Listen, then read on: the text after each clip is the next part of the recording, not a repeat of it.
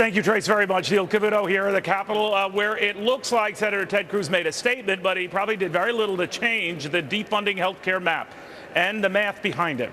Right now, it's looking like we've got 30 hours of debate on some pieces of legislation that will effectively mean that the Senate punts it right back to the House and leaves it in the House's hands as to how they get through this.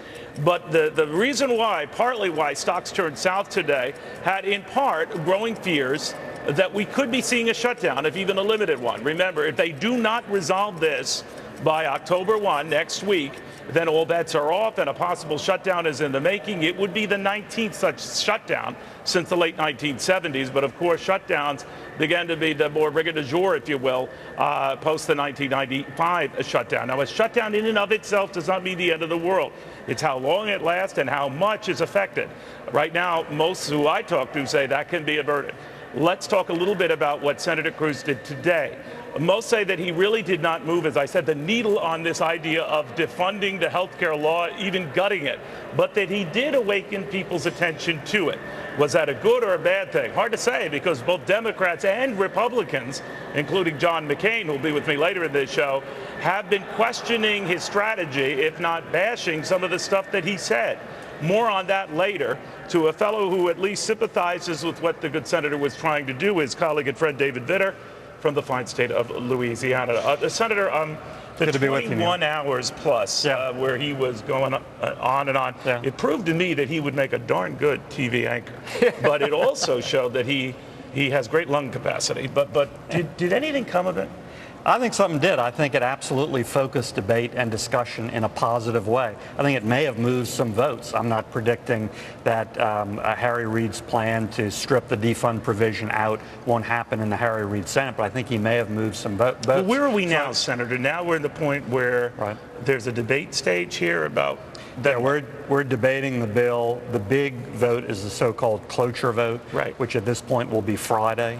And then if cloture passes, Harry Reid will get his select amendments, which would take the defund provisions out, and then he'd try to pass the bill. There's also then is it up or down on a bill that would go back to the House, presumably with just keeping the government funded for another few months, but without that health care? If Harry Reid gets his way, absolutely. All right. Now, I've heard from a number of Democrats who were telling me earlier that Cruz really didn't help his cause much because he has delayed that and put the onus on John Boehner to move fast, because this is going to get to him later than normal. What's the truth on that? Well, first of all, there's still a possibility of our constricting the time somewhat. Secondly, I think the House What do you mean, not subscribing to the 30-hour rule and all? Correct, yeah. Secondly, I think the House still could have time to send something different back, particularly if they sent along with it a very short-term, like 1-week clean CR, so there would be no disruption as the longer-term bill was discussed. What is a clean CR? It's a continued resolution to keep without going. any of the controversial stuff. But that's sort of like, putting more time on the clock. Putting more time on the clock as we discuss these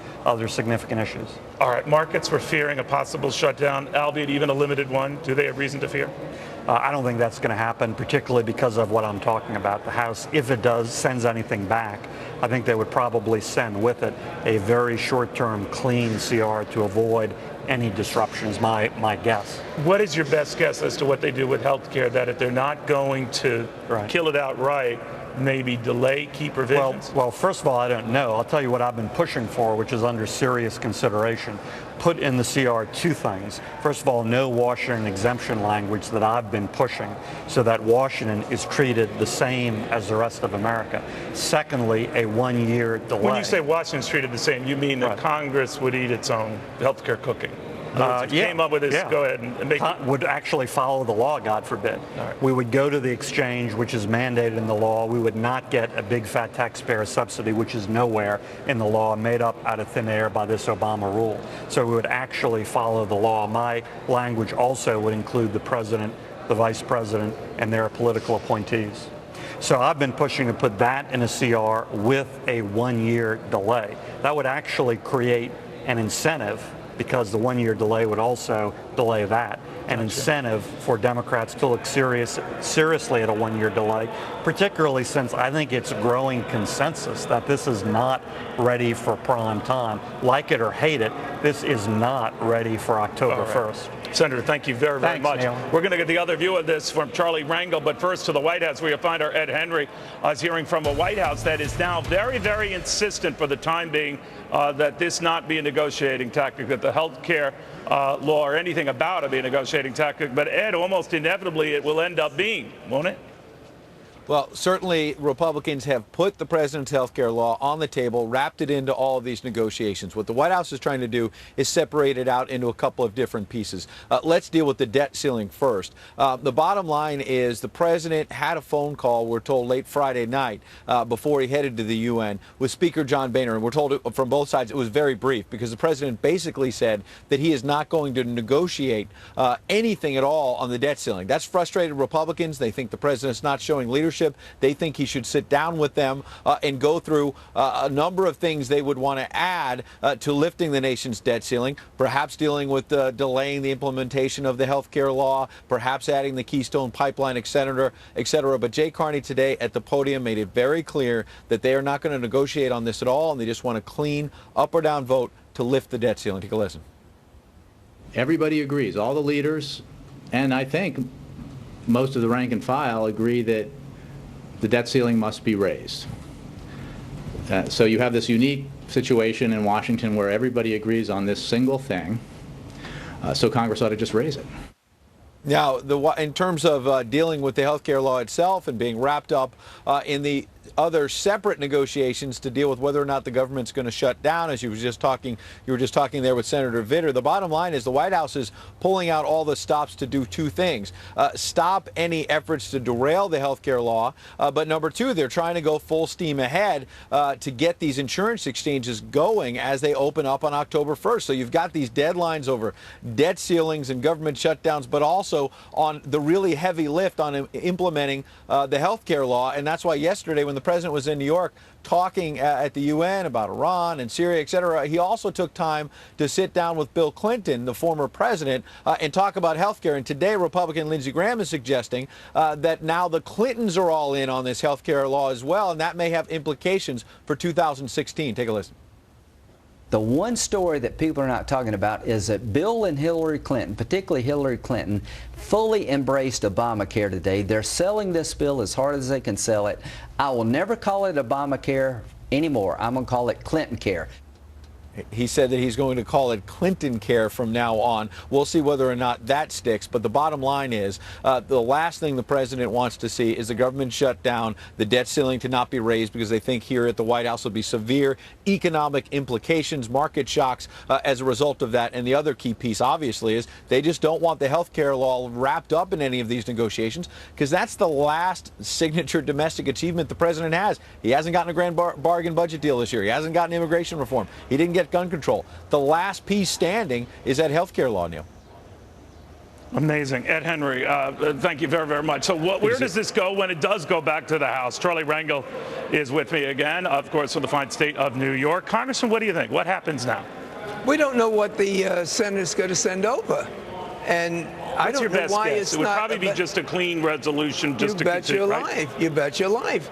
You know, the Affordable Care Act has been passed by the House and the Senate, signed by the President, held constitutional by the U.S. Supreme Court.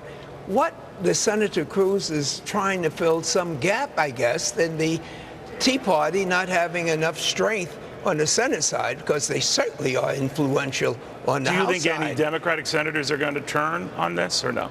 No, because if it means bringing down the government, which I don't think happens, that supersedes even the lack of coordination that the Republicans have. They would like to regroup and do something else. But is it just Tea Party's, Congressman, or do you read something in the polls about Americans who are anxious and 7 out of 10 who have serious concerns about this? Is there something to what Tea Parties are arguing that, hey, look, there's some problems here? Sure, and that's what the last election was about. And the president was overwhelmingly elected. But I mean, at that time, it was running 40% had concerns. Now it's running close to 70%. Neil, the way you change the law is to make certain that you don't do it this way. If the people don't like the law, they call up their member of your point is Congress and they get rid of very it. sound. Here's what I'm asking you, though. Obviously, there's a middle ground here, or some sort of a ground to avoid a shutdown. Do you think it would be as the White House seems to be intimating, as Republicans, even the stubborn ones seem to be intimating, a delay either in the employee mandate, either in another provision in terms of funding all the exchanges. There are so many things that can and should be negotiated. So you think Obamacare a is not portion one of that them. health care, you don't think anything in that health care law, the timing of the roll? No, that's passed, that's done. Well, wait a minute, Congressman. You were among those who said some of these features you agreed with the president delaying. Wait, I would like to believe that we can make some changes, but we're not going to make it under threat of closing down the government or not having the debt ceiling increase. That's not going to happen. But presidents of both parties and Congresses of both parties have done just that, attached to debt measures. It hasn't been the circumstance. They were dealing with organized parties and not the demagogues that we have now in the Congress. But you have some of your colleagues reason. in the Senate, right? I mean, your Democratic friends, many of whom are up for re-election, who are getting nervous that this thing is an albatross for them. Do you think Listen, I don't know what they put in the water over here at the Senate. I don't know why you're on the Senate side. I understood there was sides charging admission for people just to see what they were doing. Yeah, how did you get over here? Because of you. You bring about great changes because I don't normally come over here. Having said that, one thing is clear, that whatever Cruz did last night, I better understood it when I read in the paper that he was reciting from a children's fairy tale book. So his idea about doing anything to damage Obamacare, instead of trying to pick something that would be negotiable, it doesn't count for anything in his party or in the majority's party. That's over. So you think, even with all of this back and forth, we can avoid a shutdown? I know we will. Yeah. I know we will. It's cost trillions of dollars. I heard you say it won't be the end of the world. But for those who are furloughed, those that are fired, those that are doing research, well, law it depends how long it enforcement, goes, right? Of course Right, it does. right. And the whole idea of a nation like ours closing down is totally embarrassing. And of course, with the debt ceiling, we would have to pay in terms of increased interest if we even thought about doing it. So, no, they're sensible enough to know what we're not going to do, but they won't even share with us where there can be negotiation. And that's the key to the whole ballgame. It always happens, though. You settle these things, right? It doesn't always happen. It is a crisis, and if enough We've had business 19 people, shutdowns, partial otherwise, and you always open back up? if the private sector would know what this does and make certain they call their members of Congress, if the religious community know the pain that the nation would suffer, then all of us would understand that it shouldn't be just a play game and reading from fairy tale books. Well, coming over to the Senate side, we're honored to have you. Thank you so much, and thanks for your visit to the nation's capital. Charlie Rangel, thank you very much. Rand Paul is also going to be coming here, a confidant and a very close friend of Senator Cruz's. Does he feel, as the congressman just said, that this was essentially a wasted effort? And did you hear Ted Cruz when he evoked White Castle in his comments? Well, a top White Castle executive is here, probably loving all the attention after this.